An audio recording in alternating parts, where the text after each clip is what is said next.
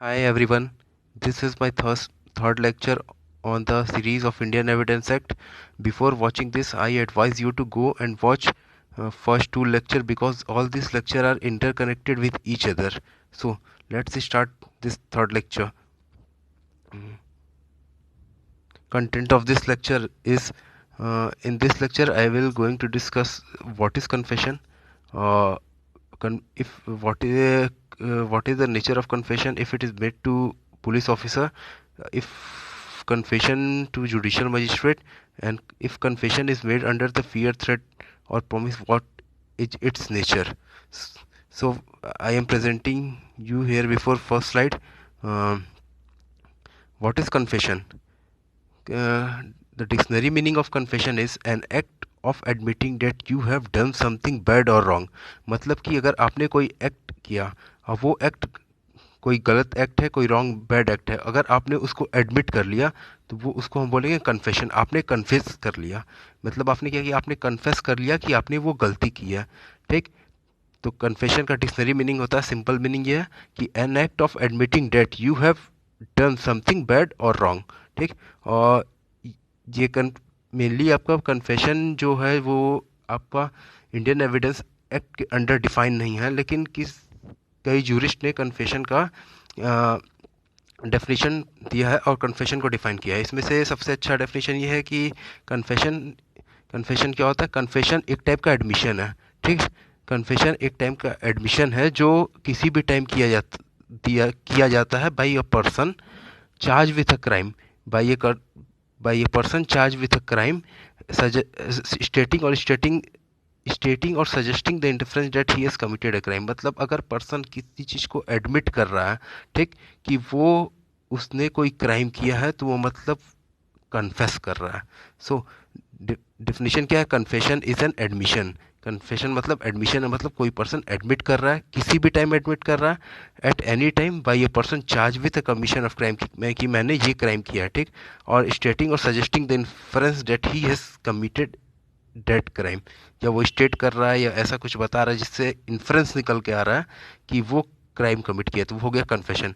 Example क्या है कि A goes to the A goes to the court and make confession that he has committed a murder. अगर A court में जाता है और बोलता है जज से कि sir I have committed a murder. ठीक। ये होता है मेन कन्फेशन का डेफिनेशन। ठीक। अब नेक्स्ट नेक्स्ट स्लाइड में कन्फेश अगर कोई पर्सन पुलिस ऑफिसर से कन्फेस करता है तो क्या होगा। मेनली क्या होता है कि confession made to a police officer is irrelevant होता है, mean it has no value in the court of law. अगर कोई पर्सन पुलिस ऑफिसर के पास जाके, पुलिस स्टेशन में जाके, अगर वो पुलिस से बोलता है sir I have committed a murder, I have committed a theft, ठीक, और पुलिस ऑफिसर कोर्ट में जाके बोलता है कि sir he said me that he has committed a murder और he has committed a theft, तो क्या होगा, तो कोर्ट जो है पुलिस ऑफिसर की बात मानेगी ही नहीं। ठीक। तो इसीलिए बोला जाता है confession made to a police officer is irrelevant. आप पुलिस ऑफिसर के पास कुछ भी कह दें, कोर्ट उसकी बात, पुलिस की बात मानेगी ही नहीं। ऐसा होता क्यों है कि जनरली ही मेन हम लोग पुलिस का जो सोसाइटी में इम्पैक्ट है, वो जाना जाता है कि पुलिस ऑफिसर जो होते हैं बहुत कुछ क्रिमिनल के ऊपर फोर्स यूज़ करते हैं, उनसे कन्फेस कराते हैं, एडमिट कराते हैं, बोलते हैं कि तुम कोर्ट में बोल देना, ठीक, कि तुमने ये क्राइम किया है। ठीक। अगर पुलिस ऑफिसर जाके बोलता है कोर्ट में तो वो इररिलेवेंट होगा। ठीक है। इसीलिए एविडेंस, इंडियन एविडेंस एक्ट में ये प्रोविज़न दिया गया कि अगर पुलिस ऑफिसर के पास कोई कन्फेशन करता है तो वो इररेलेवेंट होता है। ठीक। Police officer can't use your confession in the court. ठीक। एक्सेप्शन क्या है इसका एक एक्सेप्शन है। अगर if a person make confession to a police officer and from that confession police officer found anything, then that part will be admissible. Example मैं बताता हूँ, यहाँ एग्जाम्पल रखा हूँ। अगर मान लीजिए ए ने कोई मर्डर कमिट किया, ठीक, ए ने बी को किल किया, और वो ए किसी नाइफ से बी को किल करता है, वो नाइफ कहीं जाके वो थ्रो किया। ठीक। अगर ए जो है पुलिस ऑफिसर के पास कन्फेस करता है कि sir I have committed a murder, ठीक, अगर उसने मर्डर किया, ए ने एडमिट किया, और उससे ये बोलता है कि सर मैंने मर्डर करके ये नाइफ कहीं फेंक दिया है, मतलब कहीं वेल के पास फेंक दिया, कहीं फेंक दिया, वो जगह बता दिया, या जगह नहीं भी बताया, बस इतना बता दिया कि मैंने नाइफ से मर्डर कमिट किया हुआ है। तो अगर वो पुलिस ऑफिसर उस नाइफ को ढूंढ लेता है, तो पर्सन का ये बोलना कि सर मैंने ये नाइफ से मर्डर कमिट किया, ये कन्फेशन एडमिट हो जाएगा कि उसने नाइफ से ही मर्डर किया है। ठीक, उसने नाइफ यूज़ किया मर्डर करने के लिए, ये कन्फेस कर लेगा पर्सन, और ये कन्फेशन आपका रेलिवेंट होगा। अगर ये एक्सेप्शन ध्यान रखने वाली चीज़ है, अगर कोई पर्सन कन्फेस करता है और वो कन्फेशन में किसी बताता है कि वो किसी मटेरियल का यूज़ किया है किसी क्राइम को कमिट करने के लिए, और वो मटेरियल पुलिस ऑफिसर फाउंड कर लिया, तो उतना पार्ट जो होगा वो आपका एडमिसिबल होगा कोर्ट में।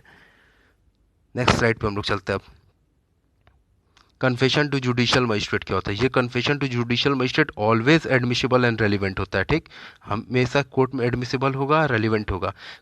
एक चीज़ और, confession made to judicial magistrate in presence of police officer is also admissible and relevant. अगर कोई पुलिस ऑफिसर है और कोई पर्सन जज के सामने कन्फेस कर रहा है, तो भी वो आपका कन्फेशन रेलिवेंट होगा, एडमिसिबल होगा। ठीक, इससे मतलब नहीं, मेन जज का प्रेजेंस बहुत इंपॉर्टेंट, जज का प्रेजेंस सबसे इंपॉर्टेंट है, जज का प्रेजेंस होना चाहिए। जज का प्रेजेंस है तो वो कन्फेशन आपका रेलिवेंट है और एडमिसिबल है। ठीक, नेक्स्ट स्लाइड पे चलते हैं। आप कन्फेशन, नेचर ऑफ कन्फेशन मतलब confession under the fear, threat और प्रॉमिस। अगर कोई कन्फेशन कोई पर्सन फियर की वजह से कर रहा है, थ्रेट की वजह से कर रहा है, प्रॉमिस की वजह से कर रहा है, तो उसका नेचर क्या होगा? कन्फेशन, पहला चीज़, सबसे इंपॉर्टेंट चीज़, कन्फेशन जो हमेशा होना चाहिए वो फ्री एंड वॉलेंट्री होना चाहिए। अगर आप जुडिशियल मजिस्ट्रेट के सामने भी कन्फेस करते हैं, तो जज पहले सब कुछ देखेगा, आपसे पूछेगा, आपको बताएगा इसके बारे में कि आप अगर कन्फेस कर रहे हैं तो आपको सिर्फ कन्फेशन के वजह से आपको गिल्ट कराया जा सकता है, आपको पनिशमेंट हो सकती है। कन्फेशन आप हमेशा फियर होना, कन्फेशन हमेशा फ्री एंड वॉलेंट्री होना चाहिए। ठीक, अगर कन्फेशन अगर फियर से किया गया हुआ हो, थ्रेट से किया गया हो, किसी प्रॉमिस की वजह से किया गया हो, तो आपका कोर्ट में एडमिसिबल नहीं होगा, और कोर्ट आपके कन्फेशन को एडमिट करेगी ही नहीं, वो ट्रायल स्टार्ट करेगी। ठीक, कन्फेशन के बाद होता है कि अगर पर्सन कोई कन्फेस कर लेता है, तो कोर्ट ट्रायल ट्रायल जहाँ ट्रायल स्टॉप कर देती है, वहाँ से उसको सब कुछ देख करके उसको पनिशमेंट दे देगी। ठीक, अगर पर्सन कन्फेस कर लिया, अगर कन्फेशन फियर के अंडर किया गया हो, थ्रेट और प्रॉमिस की वजह से किया गया हो, तो कोर्ट उस कन्फेशन को मानेगी ही नहीं, वो नॉट नॉट एडमिसिबल होगा। ठीक, एग्जाम्पल क्या है, मान लीजिए इसका confession under the fear, threat और प्रॉमिस, एक A has committed a crime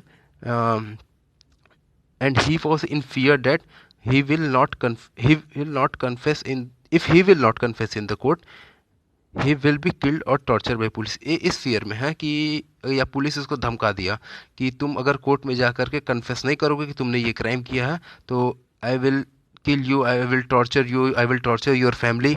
अगर ऐसा कुछ है, अगर उसके अंदर कन्फेशन कर रहा है लेकिन वो कन्फेशन फियर की वजह से कर रहा है, तो वो कन्फेशन हमेशा इनएडमिसिबल होगा।